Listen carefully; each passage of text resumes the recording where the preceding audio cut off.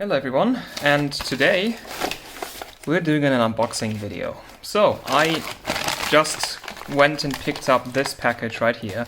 I already took it out of the cardboard box that I came in, but I haven't unwrapped it any more than this for now. The thing I know about this package, that this is apparently a GTX 460, and that it is a GTX 460 made by Colorful. Now, Colorful has made a very, very overkill GTX 460 once. That isn't this one, because that 460 comes with a cooler that looks more appropriate for an RTX 4090 than a GTX 460. However, this card that I've seen seems to share the PCB with that other card. However, it is also different in a way. Beyond that, I have no idea what to expect here. So I guess let's find out together what this card is like and what's inside and just kind of what it looks like. So yeah, let's just open this up.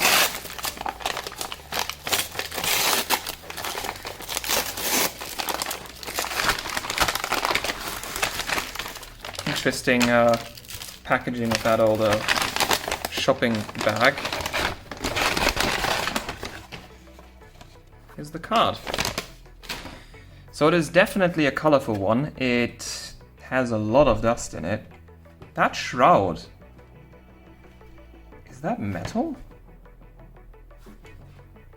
No, it's probably plastic, but it is very thick plastic. Yeah, this is definitely a custom PCB. You can already see that. Okay, and it hasn't been taken apart before, so yeah, it seems to have taken a bit of a... Yeah, it's not in the best state, it's missing a screw here. Well, let's just hope that it works. And let's void the warranty on this. I don't know when did this came out, 2010, 2011? Warranty is long gone, so yeah.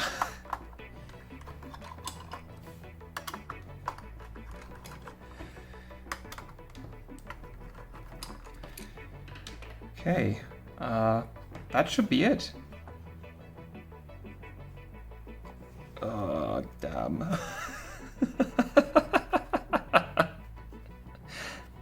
The dust. Oh no.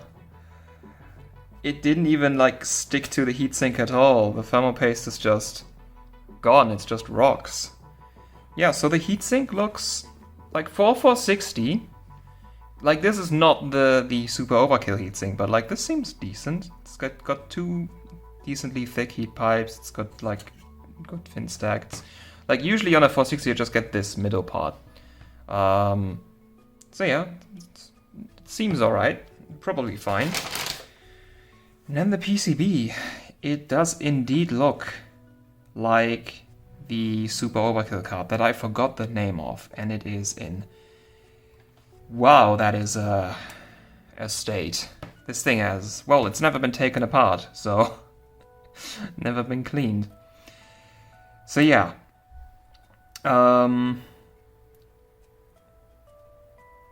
Yeah, it is definitely the PCB of that Overkill card. I forgot the name of the Overkill card.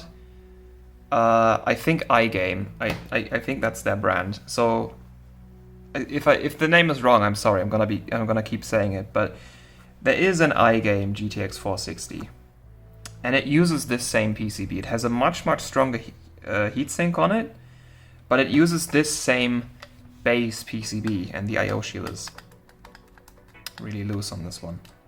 Yeah, the screws coming out. Yeah, so the card's not in the best state. I don't even know if it works.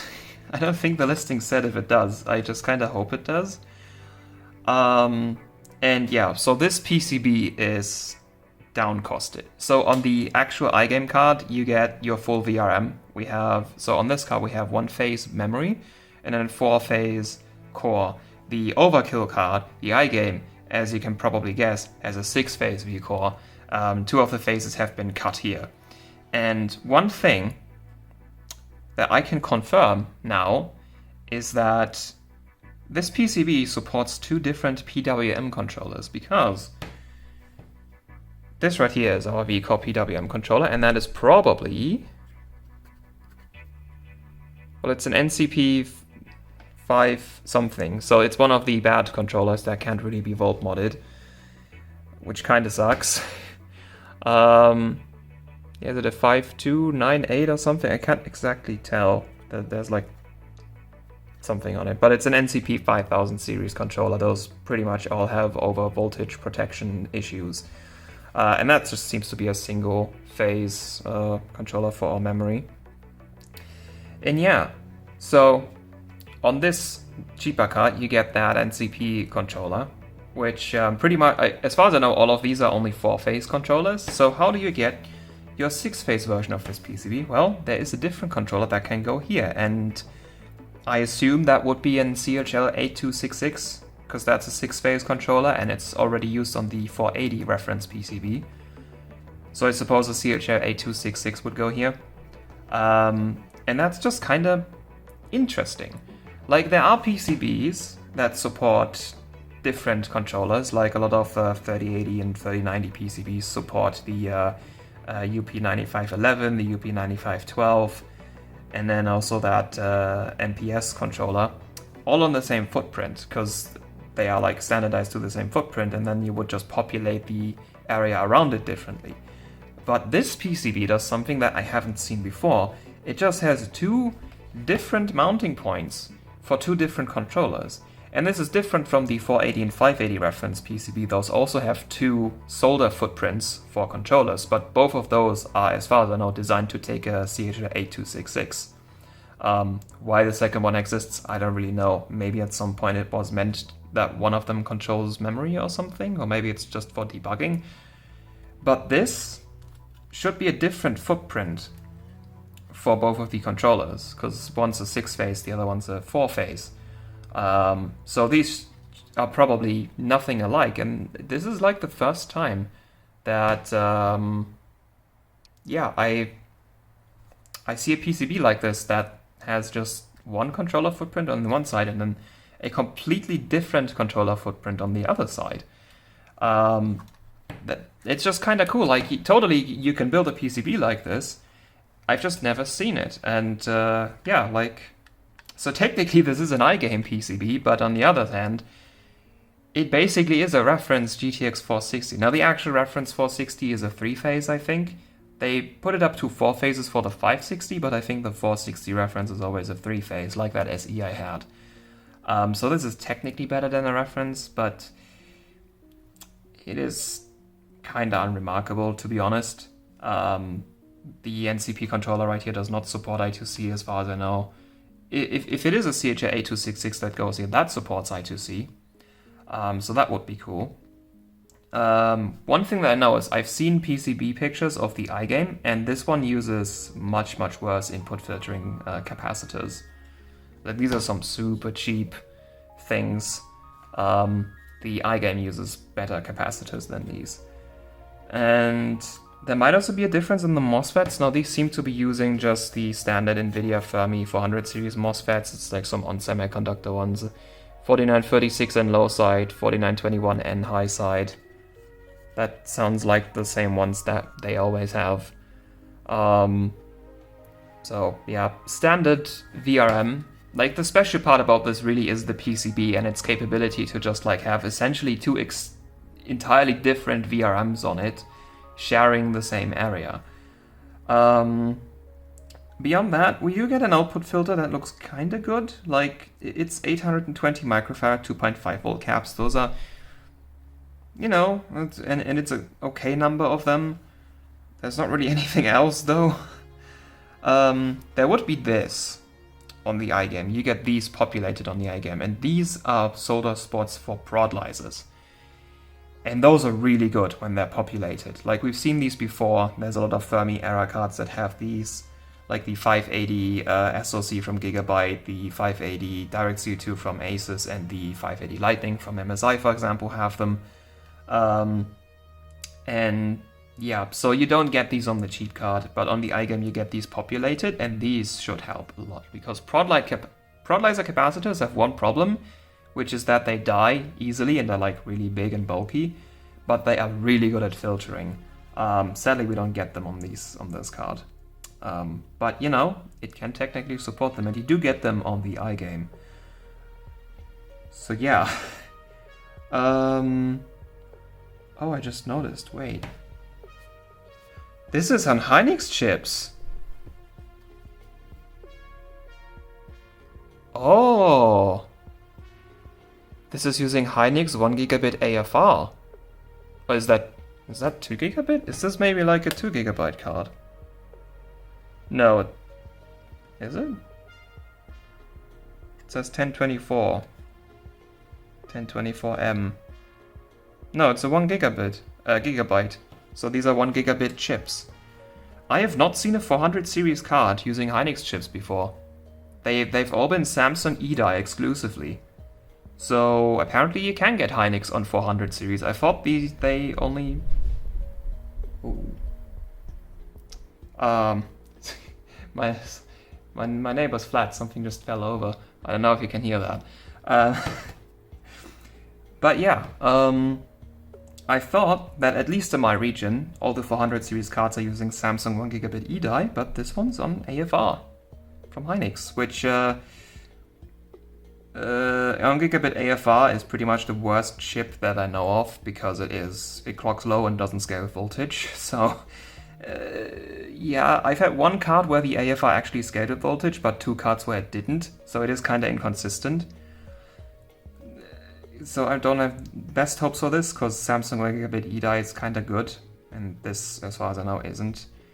But you know, it's interesting to know. Like, I didn't really buy this card with the purpose to like do extreme overclocking on it. I just wanted to see the PCB, and it was like super cheap.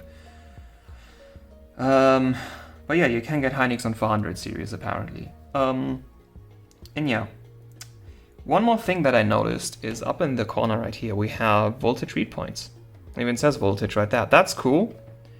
And it looks like we get everything. We get 3.3 volts PVDD, which actually I don't know what that might be. Yeah, I don't know what PVDD is. Maybe the 5 volt low dropout regulator? Then we have 2 12 volt, no, actually 3 12 volts, so 1 PCIe and then probably both of these. Then we have memory voltage, GPU voltage, and ground. Oh, PVDD is probably PEX. I forgot, yeah. It's probably the PEX rail. That might be the PEX rail? On the reference for 6 is about this area, but like there's more VCore here on that card. It looks like that is PEX, because I don't know what else that inductor would be used for. So it is kind of cool that we get these. I always appreciate slight touches like this, because this costs basically nothing to implement. These right here, they might potentially be I2C hookup points. I can't test that because I don't have this version of the card. But these might be I2C, like...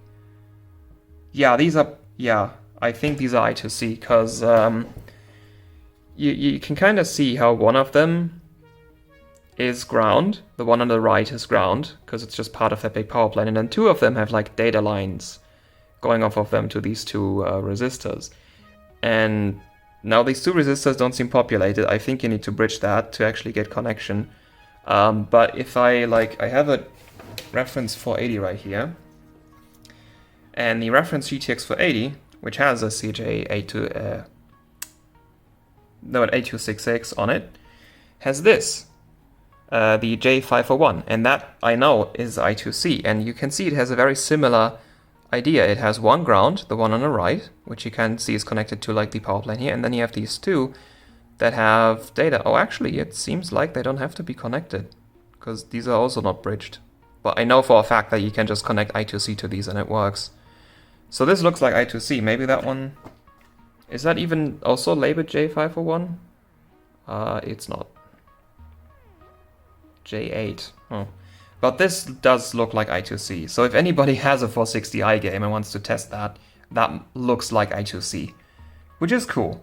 Because because then you don't have to like solder 2 resistors and capacitors around here and then potentially break it. And if you have an iGame, it was probably very expensive and hard to get. So it is good that you might not have to break it to get I2C control. And then anything else? I don't really think there's anything else that's special about this card. Like, it's a mid-range card. Custom cards exist. I also have a 460 Hawk, which also is a 6-phase PCB. And that one also actually has software voltage control, because MSI did some funky designs. But yeah, it does look kind of interesting. It's kind of sad that the card is in a state like this. I am probably gonna clean this. I have an ultrasonic cleaner now. So I'm just gonna get this off this rattling thing. And given that the video is still kind of short, do we have time to delete the card? I kind of want to delete it. Also, what is this? There's a header here. Turbo normal. Oh! This is probably... So the iGame, I think, has like a button on it on the back where you can engage like turbo mode. That might be a dual BIOS thing. Not really sure. Where's the BIOS chip on this? Actually, where is the BIOS chip on this? Like, if it's that, then that isn't the PAX rail? Oh, no, maybe that is the PAX rail, and then that just happens to be the BIOS chip right next to it. But, like, where would the other BIOS chip go? Maybe there? Like, usually those turbo switches are just BIOS switches, and it just makes the card load a BIOS that has, like, an adjusted fan curve, or in case of newer cards, power limit. But this is... I'm surprised that this header exists. There's just nothing connected to it. Just says turbo normal on it. Yeah, but this is probably for like a switch type of thing. And I can also see there's like support for different display outs. There's like that looks like a full-size HDMI. That may be like a display port. Yeah, like this PCB is very flexible, as it looks like. Oh, actually, the dust was covering it. That's the BIOS chip. And yeah, there's a footprint for a second one right next to it. So I suppose if you connect something to this doesn't work. I suppose the iGame has a second BIOS chip there, and then if you plug a button into this and then press it, it like switches in between those chips. Straight up missed that thing. But anyway, yeah. Let's try deleting the card. We have time. It's only... We're gonna go over 20 minutes probably, but we can try deleting the card. This might look a bit weird because my method for deleting cards is interesting.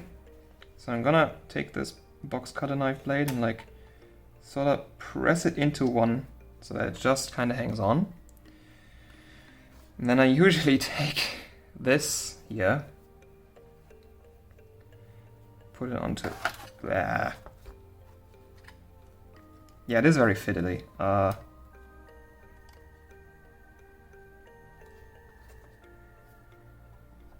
put it like that. Usually rest it on one of the memory chips so I don't like end up ripping off a capacitor or something. Then I take a backup screwdriver and then I gently kinda tap it till it goes in enough so that I can just flick the Okay, this is not working that great. Can I do it from this angle maybe? That might be easier.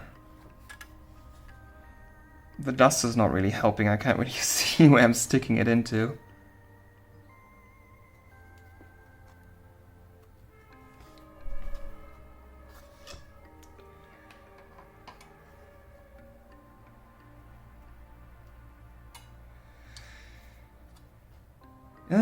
This is kind of fiddly. You're not gonna be able to see much, sadly. Like, this is very, very fiddly.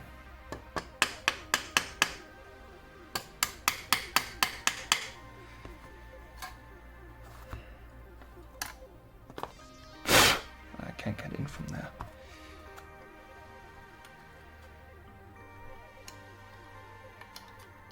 Haven't deleted a small core like this in a while. GF110s and 100s are much easier. I just kind of trying to figure out which side is the best one to go into. Like this one doesn't really have any components that you could shear off. Maybe those, if the blade cuts these, this will be problematic.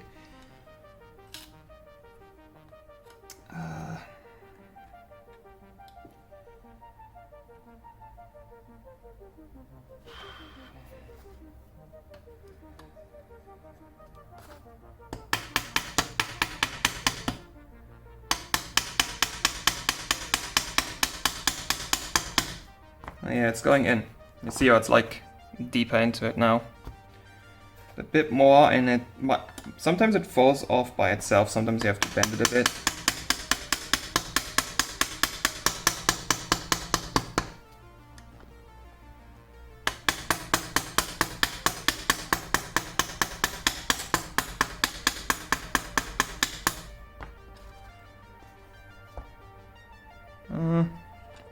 Let's try if I just.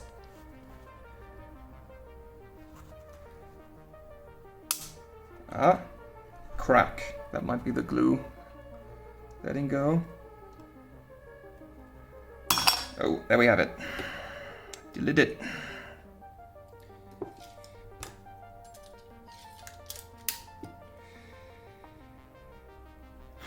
Well, it doesn't look too bad. One place on the card when no dust has gone to. Yeah, all the components around the core are still on it. Didn't even scratch. Only scratched it a little bit, but yeah, card is deleted. And now we're at 22 minutes. Yeah, so I'm gonna clean the card. Like the backside looks very good. For some reason, it's very clean. But this side is just yeah. Very, very full of dust. So yeah, this is gonna get a cleaning, and I don't know, might do a video where I'll just overclock this for the fun of it. See what I can do. But yeah, that'll be it for this video. So this is it's a special card. I didn't even know this existed until I saw it. So it was interesting, and it is the PCB for the iGame, just a different version of it. Like it doesn't like you have cards like the 580 Twin Frozer 3 from MSI, which is basically just a Lightning. It literally says Lightning on the PCB. That is basically a Lightning. It just doesn't have the prod lasers on the back. This right here you can't really call an iGame because it is downcosted in such a way, like the controller doesn't do I2C, you're missing 1/3 of your VRM, worse capacitors, like for input just worse capacitors, for output just less capacitors.